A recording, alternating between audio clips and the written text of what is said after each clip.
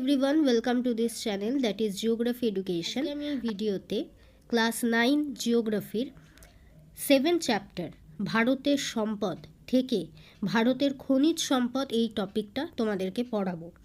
এর আগে আমি একটা ভিডিও দিয়েছিলাম যেটা আমি অলরেডি চ্যানেলে আপলোড করে দিয়েছি। যারা এখনও ভিডিওটা দেখোনি তারা গিয়ে ভিডিওটা দেখে নাও।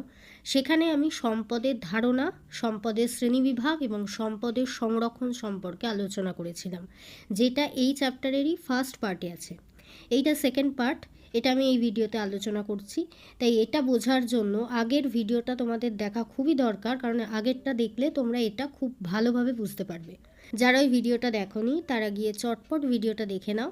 আমি ডেসক্রিপশন বক্সে লিঙ্ক দিয়ে দেবো, সেখান থেকে তোমরা ডাইরেক্টলি চলে যেতে পারবে। আর এই ভিডিওটা যদি ভালো লাগে তাহলে অবশ্যই ভিডিওটাকে লাইক করো, কমেন্ট করো, শেয়ার করো এবং চ্যানেলটাকে সাবস্ক্রাইব করতে কিন্তু একদমই ভুলো না। তাহলে চলো শুরু করা যাক ভারতের খনিজ সম্পদ বা মিনারেল রিসোর্সেস অফ ইন্ডিয়া। প্রথমে বলছে যে খনিজ কাকে বলে, এইটা তোমাদেরকে পড়তে হবে। আমি সহজ কথায় তোমাদেরকে বুঝিয়ে দিই খনিজ কি। প্রকৃতি থেকে যেসব সম্পদ আমরা পাই সেগুলোকে যখন নিজের প্রয়োজনে আমরা কাজে লাগাই বা সেগুলো দিয়ে নিজেদের চাহিদা পূরণ করি, তখন সেই সম্পদগুলিকে আমরা বলি খনিজ। ঠিক আছে? তো এখানে অর্থনীতিবিদ জে স্মিথ একটি সংজ্ঞা দিয়েছেন এবং খনিজ সম্পর্কে তিনি কি বলেছেন, যে প্রকৃতিতে প্রাপ্ত এমন বস্তু যার নির্দিষ্ট রাসায়নিক সংযুক্তি ও পারমাণবিক গঠন আছে এবং যা অজৈব প্রক্রিয়ায় গঠিত হয় তাকে খনিজ বলে।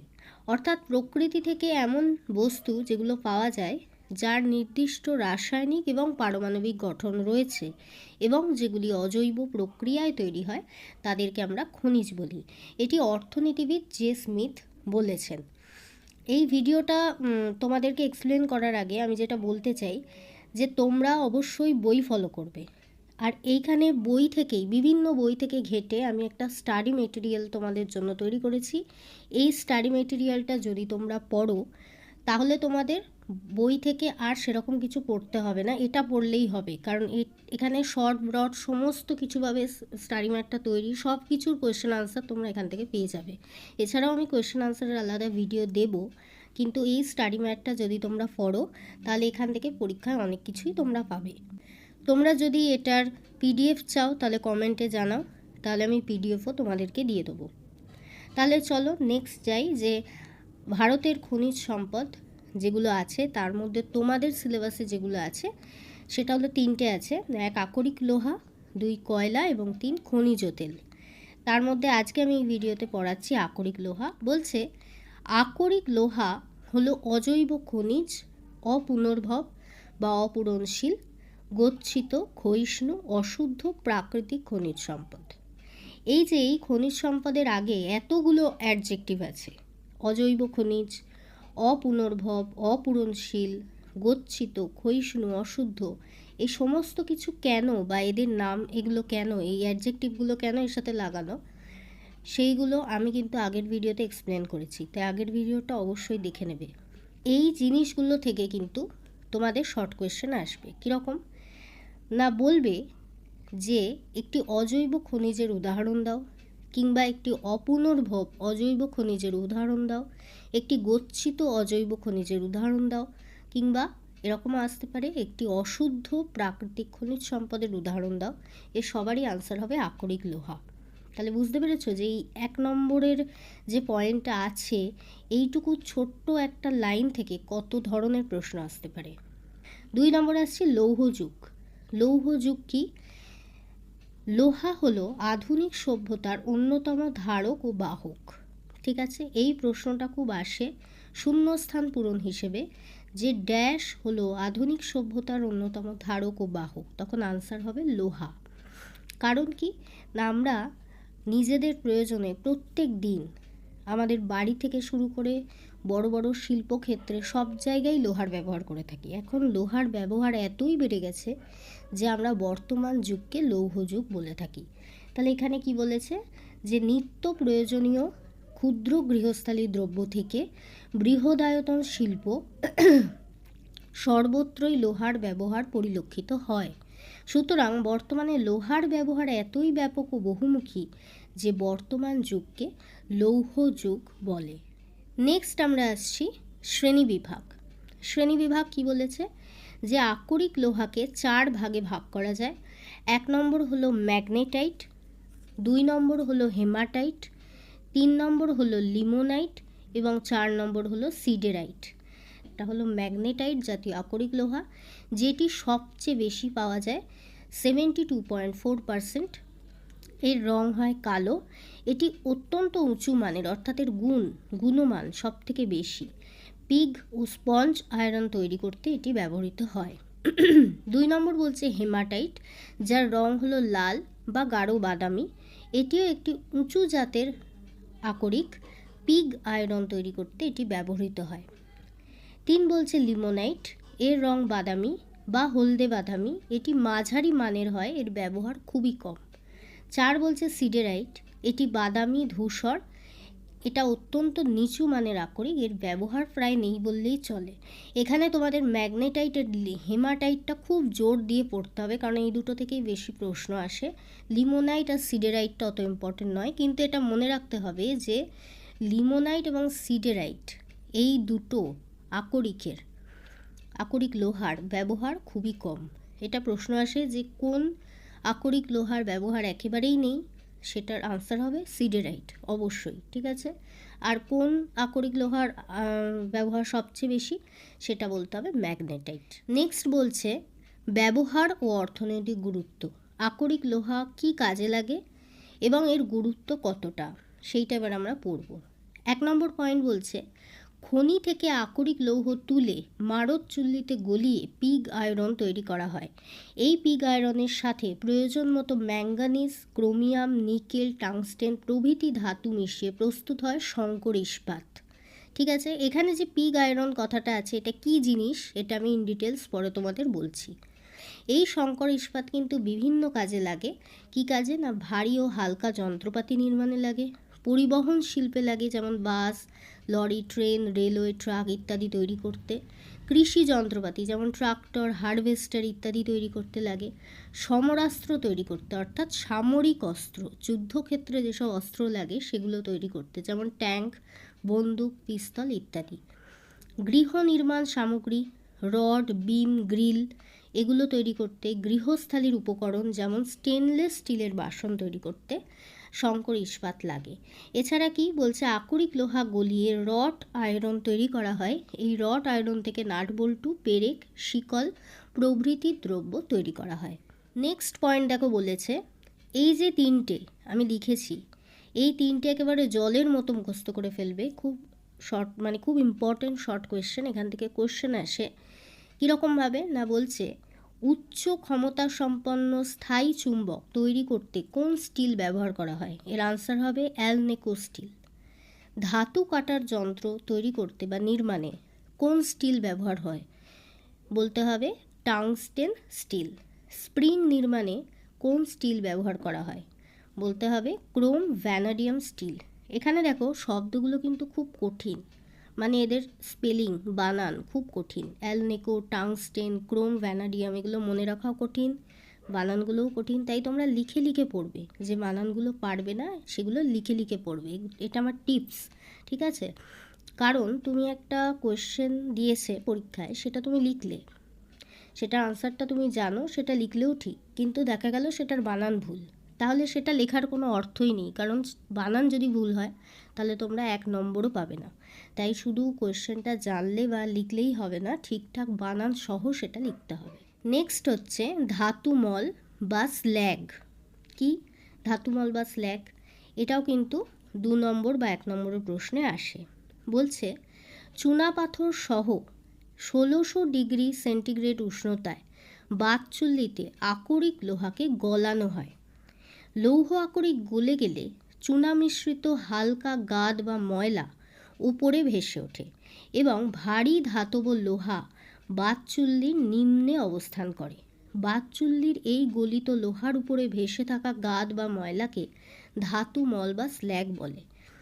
অর্থাৎ এই আকরিক লোহাকে যখন মাটি থেকে তোলা হয়, তারপর একে বাতচুল্লিতে দেওয়া হয় এবং সেখানে চুনাপাথরের সঙ্গে মিশিয়ে 1600 ডিগ্রি সেন্টিগ্রেড উষ্ণতায় একে গলানো হয়। গলে যাওয়ার পর লৌহ আকরিকের যে আসল লোহাটা বেরোয় সেই লোহাটা নিচে চলে যায়, নিচে অবস্থান করে, এবং এই লৌহ আকরিক থেকে যেসব ময়লা বা গাদগুলো বেরোয়, মানে উপজাত দ্রব্য যেগুলো বেরোয়, অপদ্রব্য যেগুলো বেরোয়, সেইগুলো ওপরে একটা লেয়ারের মতন জমা থাকে। তো এই যে ওপরে লেয়ারের মতো যে গাদ বা ময়লাটা বা অপদ্রব্যটা জমা থাকে তাকে আমরা বলি ধাতুমল বা স্ল্যাগ। নেক্সট আসছি কাঁচা লোহা বা পিগ আয়রন, যেটা আমি তোমাদেরকে বললাম পড়াবো। এর সাথে রিলেটেড কেন না, বলছে এই যে বাতচুল্লিতে দিলাম লৌহ আকরিকটা দিয়ে, এটা গলে গেল, লৌহ আকরিকটা গলার পর যে আসল লোহাটা বেরোলো সেটা কিন্তু গলা অবস্থায় আছে, অর্থাৎ তরল অবস্থায় আছে নিম্নে। তো সেটাকে তো বের করতে হবে।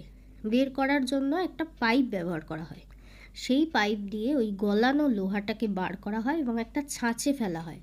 ছাঁচ মানে কি, অনেক সময় সন্দেশ তৈরি করে, দেখবে যে সন্দেশের একটা শেপ দেওয়া হয়, কিংবা পুলি তৈরি করে, পুলির জন্য একটা শেপ দেওয়া হয়, ওরকমও সেইটাকে বলে ছাঁচ। যার মধ্যে রেখে শেপটা দেওয়া হয় সেই জিনিসটাকে বলে ছাঁচ। তো ওই রকম একটা ছাঁচে এই আয়রনটাকেও দেওয়া হয়, লোহাটাকেও দেওয়া হয়, যাতে লোহাটা কঠিন অবস্থায় পরিণত হয়।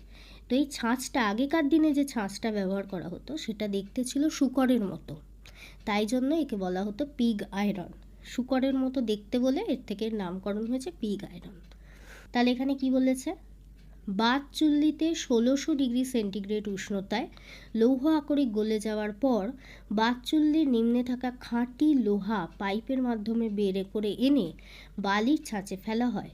পূর্বে এই ছাঁচের আকৃতি শূকরের মতো দেখতে ছিল বলে একে পিগ আয়রন বা লৌহপিণ্ড বা কাঁচা লোহা বলে। এবার হচ্ছে আকরিক লোহা এবং কাঁচা লোহার মধ্যে পার্থক্য। আকরিক লোহা এবং কাঁচা লোহার পার্থক্য কি না, 1 নম্বর বলছে খনি থেকে তোলা অপরিশোধিত লোহাকে, অপরিশোধিত যেটা পরিশুদ্ধ নয়, রিফাইন্ড নয়, সেই লোহাকে আমরা বলি আকরিক লোহা। আর আকরিক লোহাকে গলিয়ে যে খাঁটি লোহা পাওয়া যায় তাকে আমরা বলি লৌহপিণ্ড বা কাঁচা লোহা। আকরিক লোহা যেহেতু অপরিশোধিত তাই এর মধ্যে অপদ্রব্য বা ধাতুমল অবশ্যই থাকবে, কিন্তু কাঁচা লোহাতে কোনো অপদ্রব্য বা ধাতুমল থাকে না, কারণ এটি খাঁটি লোহা। আকরিক লোহা কখনোই সরাসরি ব্যবহার করা যায় না, কারণ এটা অপরিশোধিত। কাঁচা লোহা সরাসরি ব্যবহার করা যায়। আকরিক লোহাকে মানে লৌহজাত কোনো দ্রব্য তৈরি করতে ব্যবহার করা যায় না। কাঁচা লোহা কিন্তু লৌহজাত বিভিন্ন জাতীয় যে কোনো দ্রব্য তৈরি করতে সহজেই ব্যবহার করা যায়। এবার আসছি নেক্সট পয়েন্টে। এইটাও কিন্তু খুব ইম্পর্ট্যান্ট একটা পয়েন্ট, যেখান থেকে প্রচণ্ড শর্ট কোয়েশ্চেন আসে, খুব ইম্পর্ট্যান্ট। সেটা কি না, এখান থেকে প্রশ্ন আসবে লোহার ধাতব আকরিক কি, আনসার হবে হেমাটাইট। তামার ধাতব আকরিক কি, আনসার হবে কিউপ্রাইট। এই কিউপ্রাইটের মধ্যে 88% তামা পাওয়া যায়। আর নেক্সট কি বলছে, অধাতু অভ্রের অধাতব আকরিক কি, এটা হচ্ছে মাস্কোভাইট। এই লাস্টেরটা কিন্তু সব থেকে বেশি ইম্পর্ট্যান্ট, এটা খুবই আসে পরীক্ষা। এরকমই আরেকটা শর্ট কোয়েশ্চেন, আইবিএম এর ফুল ফর্ম কি, ইন্ডিয়ান ব্যুরো অফ মাইন্স। ঠিক আছে, এর সদর দপ্তর কোথায়, অর্থাৎ মেন অফিস কোথায় না নাগপুরে।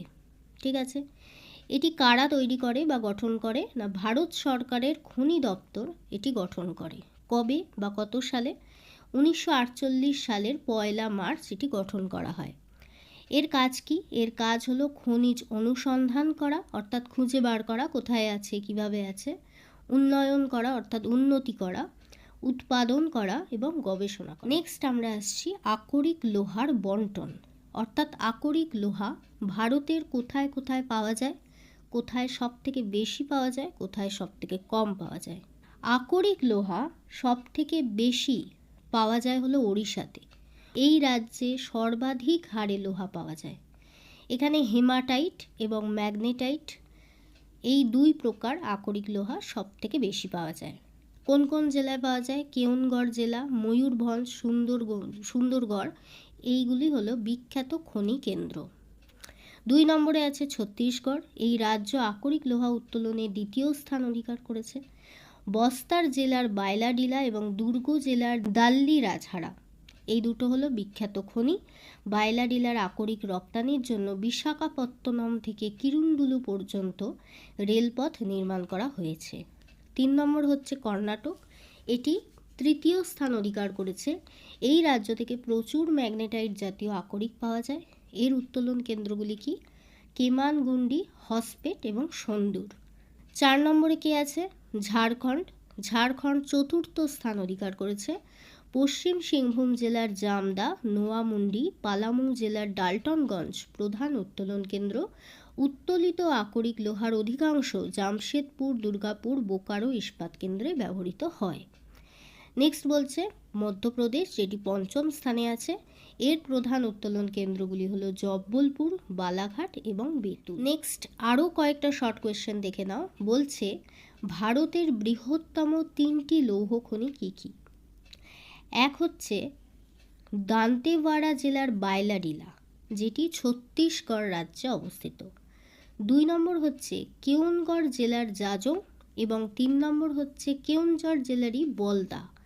এই দুটো খনি ওড়িশা রাজ্যে অবস্থিত। তাহলে কি কি বললাম? দান্তেওয়াড়া জেলার বায়লাডিলা, কেওনগড় জেলার জাজং এবং বলদা। বায়লাডিলা ছত্তিশগড়ে অবস্থিত এবং বলদা ওড়িশা রাজ্যে অবস্থিত। নেক্সট পয়েন্ট বলছে আকরিক লোহা উত্তোলনে ভারত পৃথিবীতে 4র্থ স্থান অধিকার করেছে। আকরিক লোহা সঞ্চয়ে ভারত পৃথিবীতে 4র্থ স্থান অধিকার করেছে এবং আকরিক লোহা রপ্তানিতেও ভারত পৃথিবীতে 4র্থ স্থান অধিকার করেছে। এই সমস্ত কিছু, এর আগের পয়েন্টটা যেটা বললাম, এটা যেটা বললাম এবং এর পরে আরেকটা যে পয়েন্ট আছে, এই তিনটেই কিন্তু 2024-এর লাস্ট ডেটা অনুযায়ী এগুলো নেওয়া। ঠিক আছে? তো এই যে 4র্থ স্থানটি দেখছো, এটা কিন্তু আগে আগে আলাদা ছিল, 3য়, 5ম এরকম স্থান ছিল। এখন এই তিনটেই 4র্থ স্থানে চলে এসছে, তাই তোমাদের পড়া অনেক বেশি সুবিধাজনক। তাই এটা মনে রাখতে আরও অনেক সুবিধা হবে যে আকরিক লোহা উত্তোলনে, সঞ্চয় এবং রপ্তানিতে তিনটেতেই ভারত পৃথিবীতে 4র্থ স্থান অধিকার করেছে। নেক্সট যেটা আসছি সেটা হলো ভারত সবথেকে বেশি লোহা কোন দেশে রপ্তানি করে? কোথায় রপ্তানি করে? না চীনে। ভারত চীনে সবথেকে বেশি লোহা রপ্তানি করে। এছাড়াও দ্বিতীয় স্থানে আছে ইন্দোনেশিয়া, অর্থাৎ চীনের পর যেখানে ভারত লোহা রপ্তানি করে সেটা হলো ইন্দোনেশিয়া। তারপর আছে মালয়েশিয়া, ওমান, ইরান, জাপান, দক্ষিণ কোরিয়া প্রভৃতি দেশে কিন্তু ভারত লৌহ আকরিক রপ্তানি করে। তাহলে এটাই ছিল আজকের ভিডিও। তোমাদের যদি এই ভিডিওটা ভালো লেগে থাকে তাহলে অবশ্যই লাইক করো, কমেন্ট করো, শেয়ার করো। কমেন্টে নিজেদের অসুবিধা জানাও, যা যা জিজ্ঞাসা করতে চাও, কোনো প্রশ্ন থাকলে, কিছু জানতে চাইলে জানাও। এছাড়াও ভিডিওটা কেমন লাগলো সেটাও কমেন্টে জানিও। আর শেয়ার করো বন্ধুদের সাথে, ফ্যামিলির সাথে ভিডিওটা যদি ভালো লাগে। আর চ্যানেলটাকে কিন্তু অবশ্যই সাবস্ক্রাইব করো। দেখা হবে নেক্সট ভিডিওতে।